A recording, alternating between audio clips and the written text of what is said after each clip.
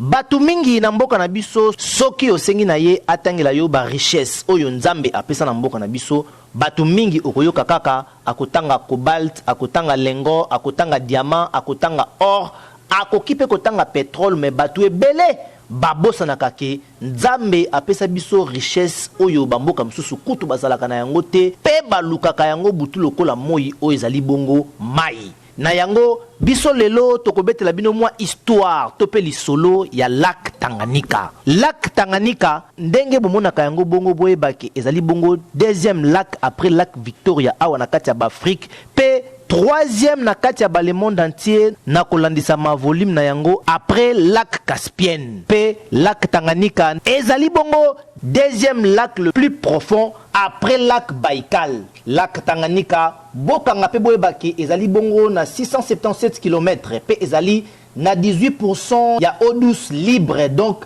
mai ya kitoko oyo bato bakoki kosalela. Lac Tanganyika ndenge ezali bongo ezali pe moko ya ba lac le plus poissonné ya monde, donc lac Tanganyika ezali na ba mbisi ya kosakana te, ba mbisi ya ndenge na ndenge, donc biso kutu na ba Congo oyo to pe na ba Kini oyo tokoki jamais kokufela kaka Thomson, kokufela kaka Quiz, kokufela kaka Mipanzi po lac Tanganyika ndenge za wana ekoki kolesa mboka na biso mobimba kaka na mbisi oyo bimaka, mais biso moko bakolo lac Tanganyika ngo foin to mona kata mbisi moko te. Kasi spécialité ya ba mbisi ya lac Tanganyika ezali bongo sardine, donc na lac Tanganyika sardine ezali ya nyama, donc biso to vali batu tokufelaka sardine ani ya Maroc te to pe sardine soki nini, mais biso moko pende tozana na Congo tokoki pe kozala na usine ya sardine pour lac Tanganyika. Spécialité ya bambisi na yango ezali bongo sardine. Lac Tanganyika kaka ndenge bozali komona yango boye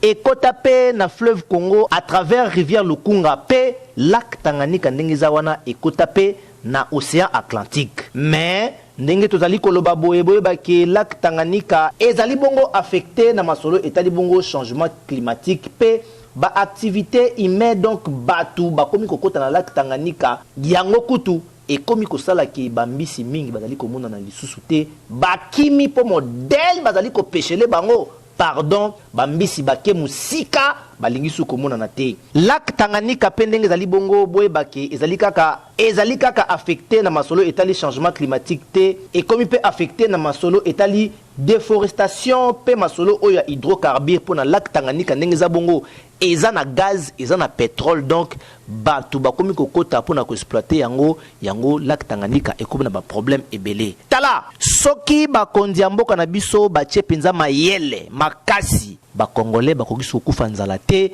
na masolo etali bambisi to pe na masolo etali ba sardine otoliaka bambisi zo uta musika batia formol eumela na malili eza susu kitoko na munoko te nzoka te biso moko tozali na lac le plus poissonné du monde oyo tokoki kolia mbisi nyonso ndenge tolingi.